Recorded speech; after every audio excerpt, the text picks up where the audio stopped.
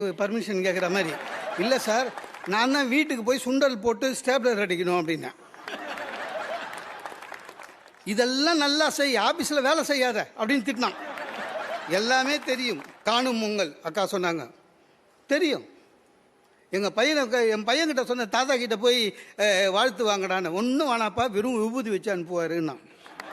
நான் எங்கள் அத்தை வீட்டுக்கு போனேங்க, எல்லாம் மாறி போச்சு. அதான் உண்மை. போகிறதுக்கே பிடிக்க மாட்டேது. எங்கள் அத்தை வீட்டுக்கு போனேன், வான்னு சொன்னாங்க, ஆசீர்வாதம் வாங்கினேன், ஏதோ கொடுப்பாங்கன்னு பார்த்தா ஒன்றும் கொடுக்கல.